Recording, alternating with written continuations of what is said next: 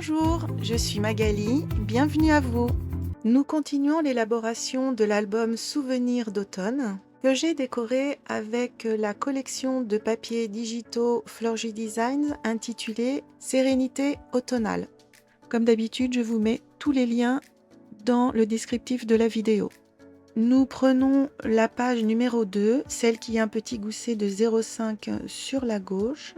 Nous pouvons coller un papier décor sur le gousset d'amplitude. Attention, ne tenez pas trop compte de ce que vous voyez à l'écran. Il y a deux bandes de 1 cm, mais je vous rappelle que je vous ai fait modifier cela en vous faisant faire un gousset d'amplitude de 2 cm.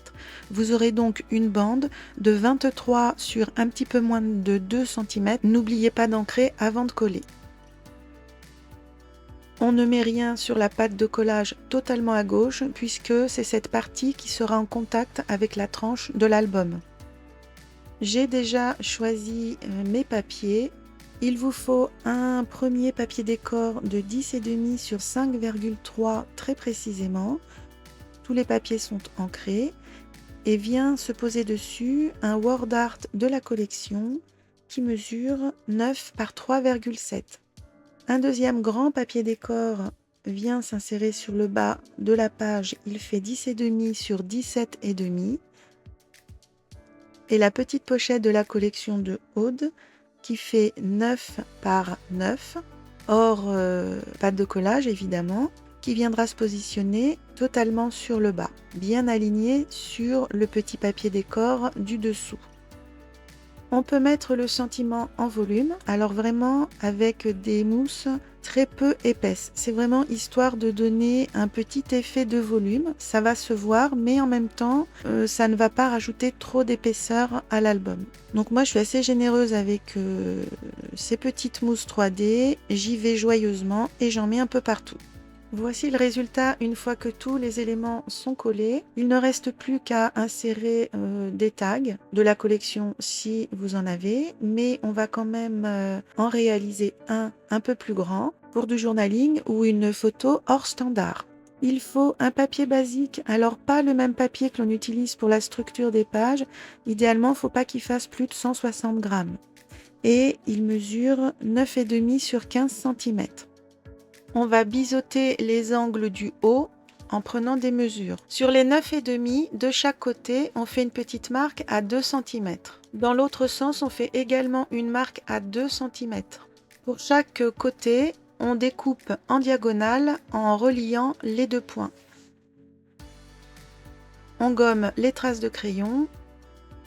On fait un trou sur le haut du tag dans le milieu et à 1,5 cm du bord haut.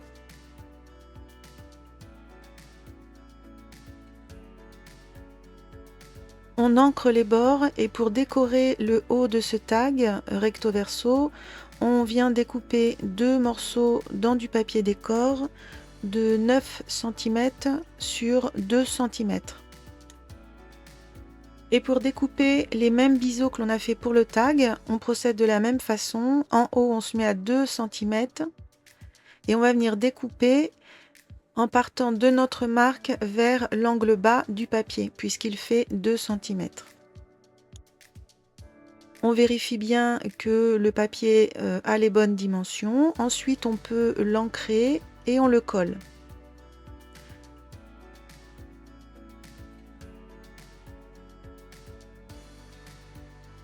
Il ne faut pas oublier aussi de venir reperforer ce morceau de papier.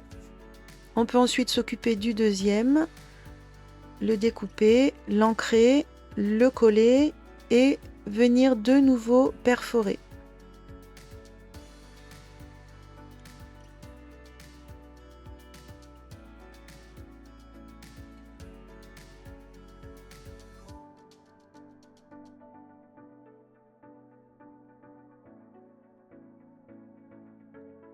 On lui met un petit bout de ficelle ou de ruban. Pour cela, on le repositionne dans sa petite pochette sur la page pour voir à peu près la dimension de la ficelle que l'on peut mettre.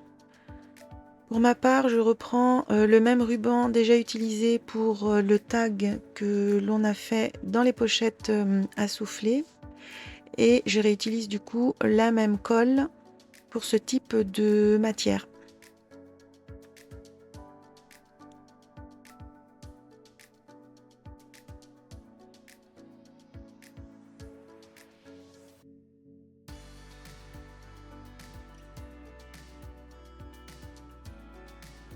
Je vais compléter avec des tags de la collection de Aude, mais bien sûr vous pouvez éventuellement créer d'autres tags avec les papiers que vous voulez.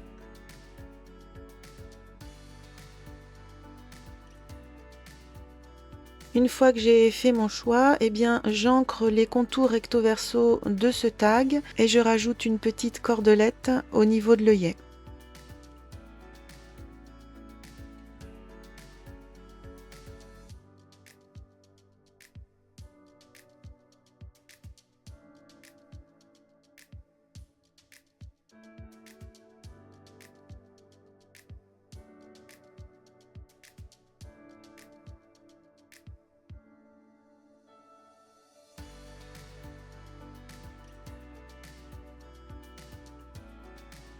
Nous passons à l'interaction qui va se situer au verso de notre page avec une pochette à l'ouverture en diagonale.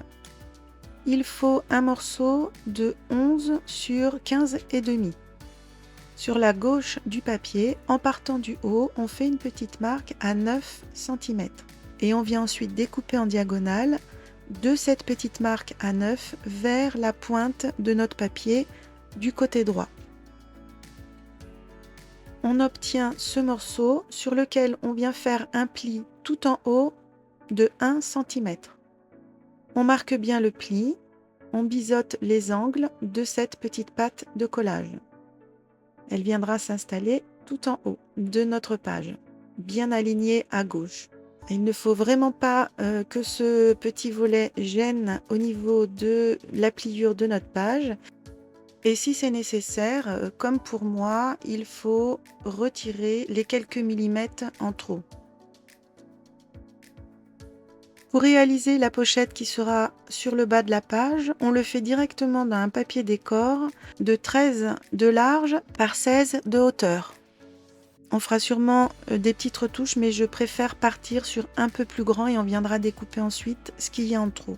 Sur les 13 cm, on fait un pli de 1 cm de chaque côté et sur le bas du papier, on fait très attention au sens s'il y a une lecture particulière, on fait un pli de 1 cm.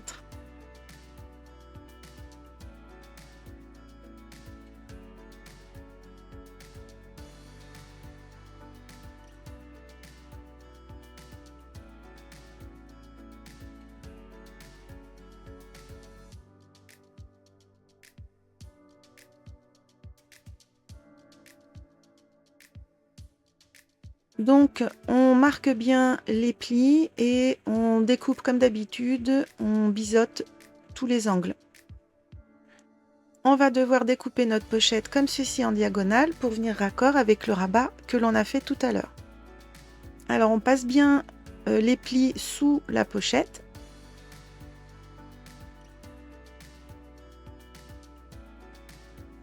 Pour commencer, on reprend sa page et on vient vérifier que la pochette se met bien en place, qu'elle ne déborde pas. On fait attention de bien la placer en deçà du pli de la page pour pas que ça gêne.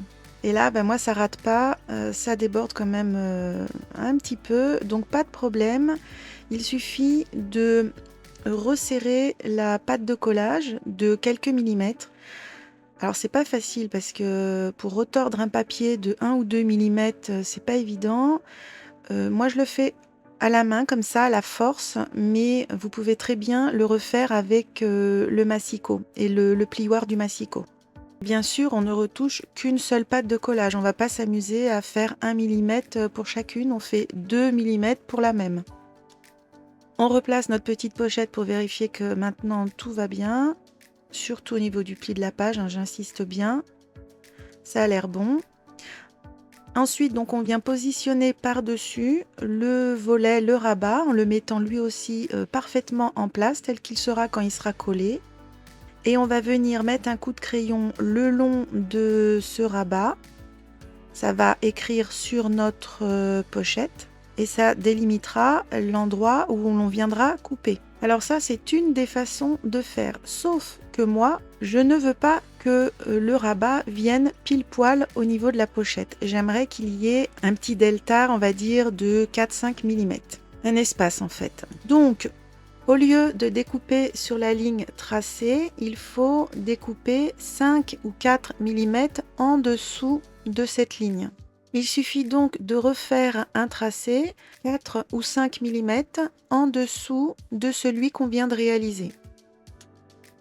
Et vous faites suivant votre envie, avec ou sans espace. Comme à chaque modification, on reprend sa page pour voir si tout coïncide bien. Alors pour que ce soit plus facile et pour pas avoir à tout tenir en même temps, parfois c'est pratique de fixer certains éléments avec des trombones. On remet en place la pochette et on regarde s'il ne faut pas faire des petites retouches, c'est possible. Il n'y a pas toujours vraiment d'explication. Très souvent, c'est dû à une petite erreur de quelques millimètres qui ont été mal notés. Là, moi, c'est mon cas. Je suis obligée de redécouper, mais vraiment 1 mm pour que le résultat soit bien et me convienne.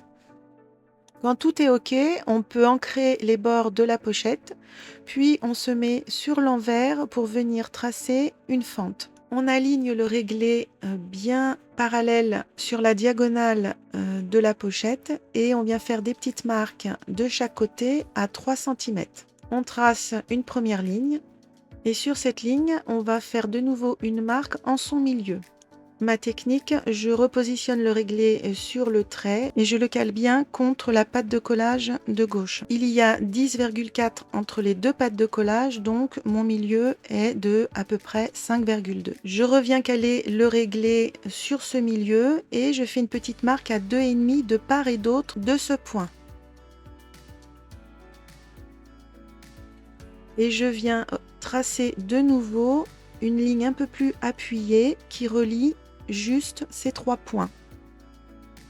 Ça va délimiter la fente que nous allons réaliser. On vient donc couper au cutter le long de ce trait 1 mm en dessous et 1 mm au-dessus. Voici ce que l'on obtient.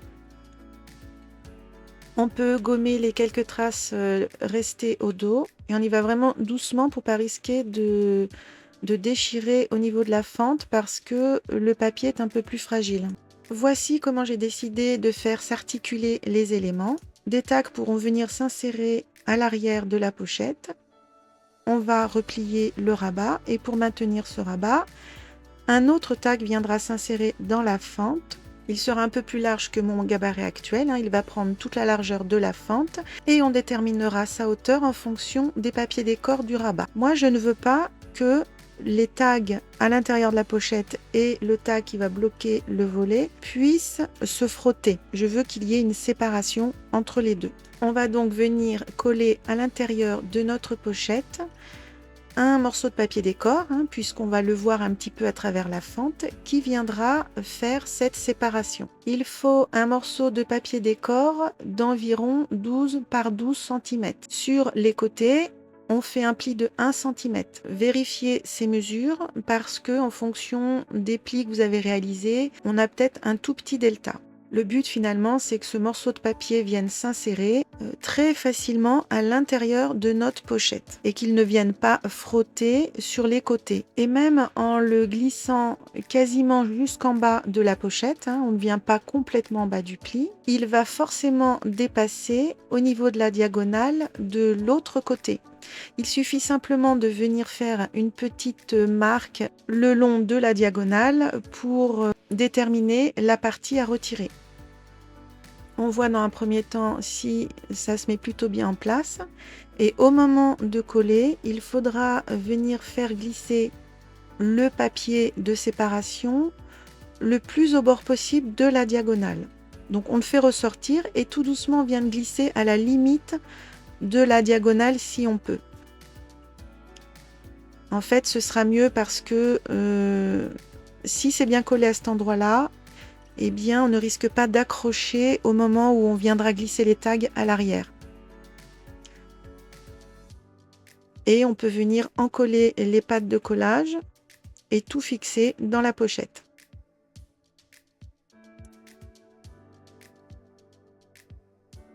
On n'en colle qu'une seule patte de collage au départ. Bien sûr, on ne fait pas comme moi et on met bien de la colle en plus des pattes de collage sur ces deux zones. Un filet suffit. J'ai dû pour ma part le rajouter après coup hors caméra et c'est beaucoup plus compliqué quand les pattes de collage sont collées.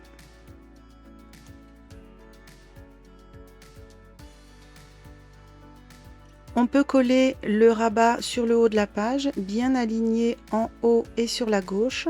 Les vérifications au niveau du pli de la page ont déjà été faites, donc il ne devrait pas y avoir de soucis.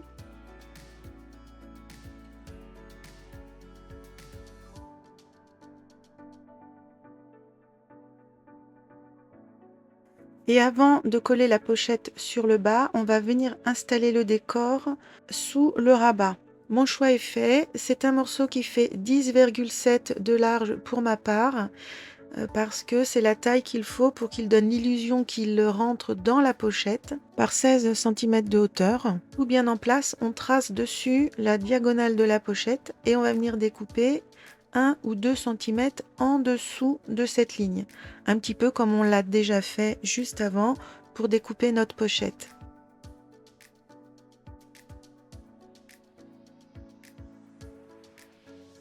Et on revient tout mettre en place pour revérifier encore que tous nos papiers tombent bien raccord.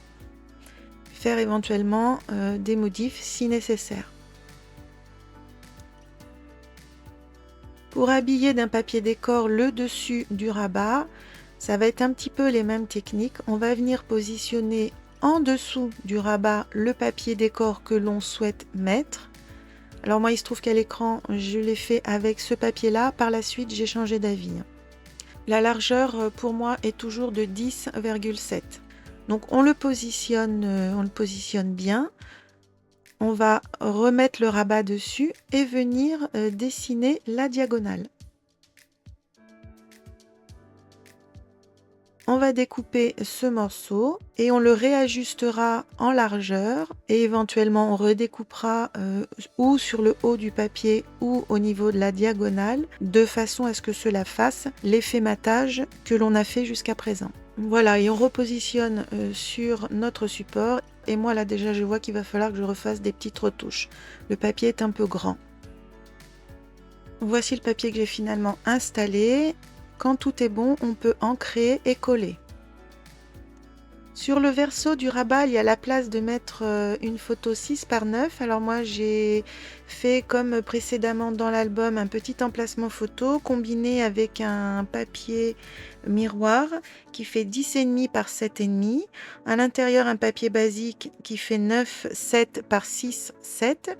Et comme ça, on peut mettre une photo 9 par 6. À l'intérieur de notre pochette, un grand tag de 9,5 sur 22 cm. D'un côté, j'ai fait le choix de mettre un beau papier décor et on pourra y placer soit 3 photos 6 par 9, soit une 9 par 13 et une 6 par 9.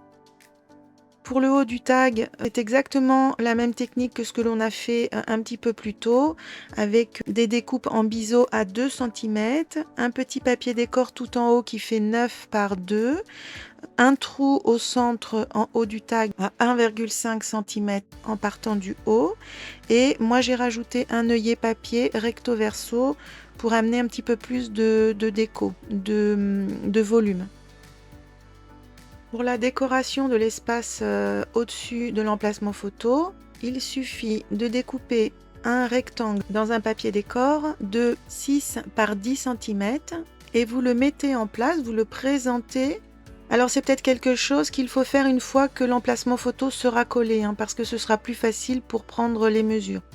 Et ensuite, donc, vous venez faire une petite marque là où s'arrêtera le papier décor. Et il ne restera plus qu'à découper en suivant ces deux marques. Autre technique, mais je ne l'ai pas testé, alors j'en suis pas sûre à 100%, mais votre rectangle, peut-être qu'il suffit de le couper en deux dans la diagonale. Ça me semble évident maintenant en regardant la vidéo, mais encore une fois, je ne suis pas sûre du résultat. Quand on est prêt à coller, on n'oublie pas d'ancrer tous ces papiers et on peut passer à l'étape suivante. On va venir souligner la fente comme on l'a fait également au tout début de l'album. Vous n'êtes pas obligé de le faire, moi je trouve que c'est plus joli. On a besoin d'un morceau de 7 par 2 cm. On va tracer le milieu au crayon. On n'appuie pas trop fort parce qu'après il faudra gommer les traits.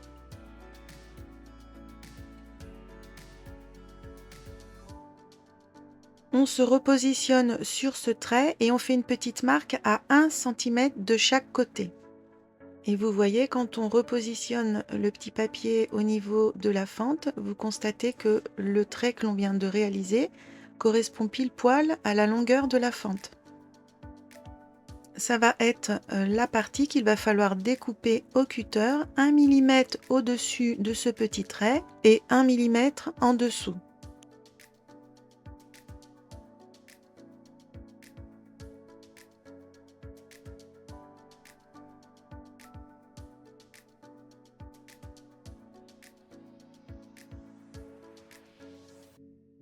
Voici le résultat, la superposition est vraiment jolie.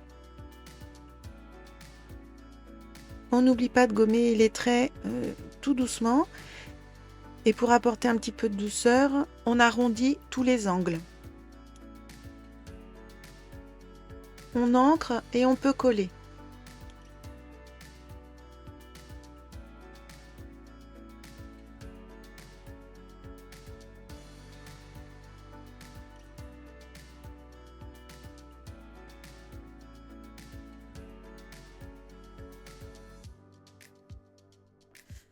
On réalise le tag qui va s'insérer dans cette fente.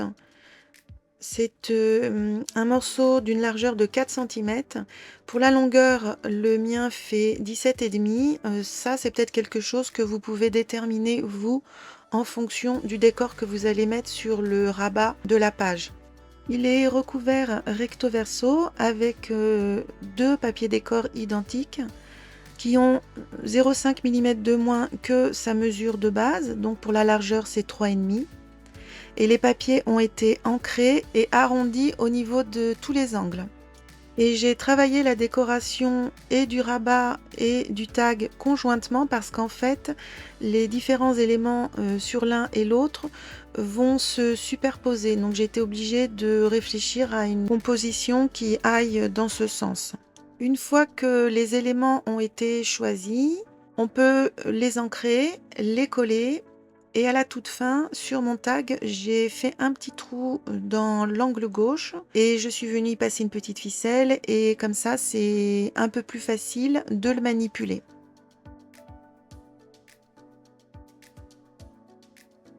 Alors la séquence va être un peu longue, je la mets en accéléré quand même, mais je trouve que ça peut être intéressant que vous voyez comment je procède.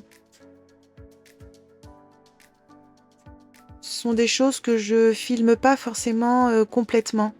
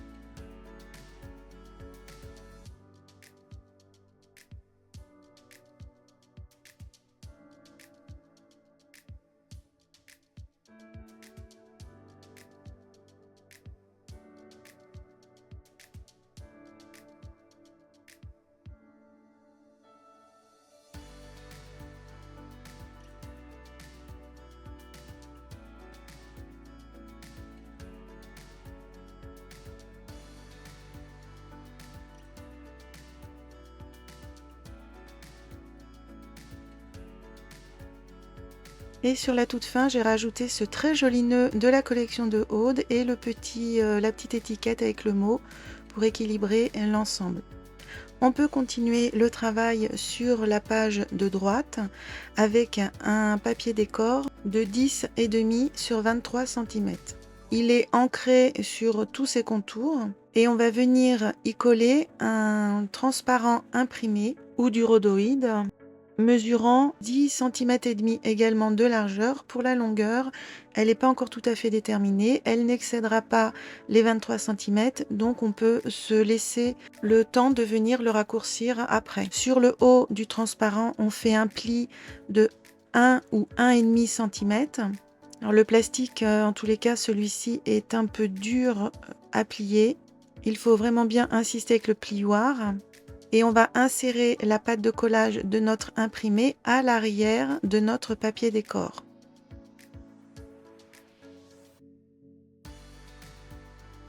On vient déposer du double face costaud à l'arrière et en haut du papier décor.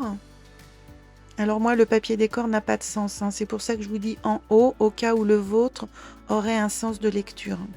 On le reglisse sous le transparent, on maintient tout bien ensemble et on enlève l'opercule du double face pour venir coller le transparent dessus. On vient remettre une bande de double face sur la pâte de collage de plastique, toujours au dos de notre papier décor. Et on peut coller l'ensemble sur notre page. Vous en collez bien le dos du papier avec votre colle habituelle et soit vous collez d'abord cette partie et vous venez ensuite retirer l'opercule du double face, mais bon, une fois que tout est collé, c'est un petit peu plus compliqué. Moi je le fais, mais bon, j'ai l'habitude. Soit vous enlevez l'opercule de votre double face avant de venir appliquer votre papier encollé. Vous voyez là, j'ai bon, c'est un petit peu plus difficile, on va dire. J'aurais dû l'enlever avant. On maroufle bien et pour venir bloquer le transparent sur le bas de la page, on va pouvoir installer une petite composition de die cut que l'on n'oublie pas d'ancrer et que l'on colle uniquement sur le bas.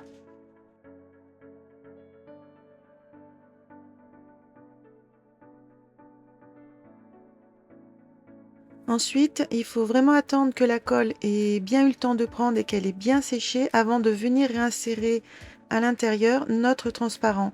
Et là, c'est le moment où vous voyez s'il faut en redécouper un petit peu ou le laisser comme ça. Il ne faut pas qu'il fasse de petites vagues. Il faut vraiment qu'il puisse se mettre bien à plat sur la page.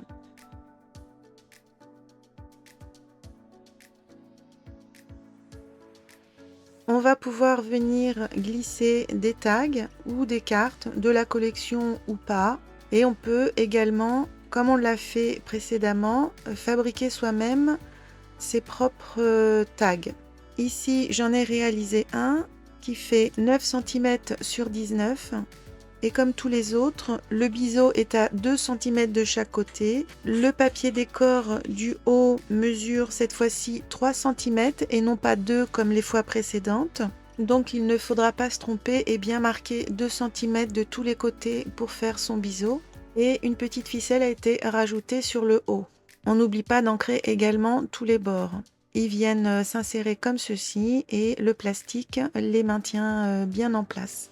Et en même temps, ça évite que les différents éléments des pages viennent se frotter et s'abîmer. La décoration de la dernière page va être très simple. C'est un papier décor de 10,5 sur 23 cm. Il est ancré et un cadre a été dessiné tout autour. Je l'ai voulu sans trop de motifs pour pouvoir placer des photos et ne pas cacher les designs. Et sans éléments de décoration pour que quand l'album se ferme, tout ça ne se frotte pas, ne s'abîme pas.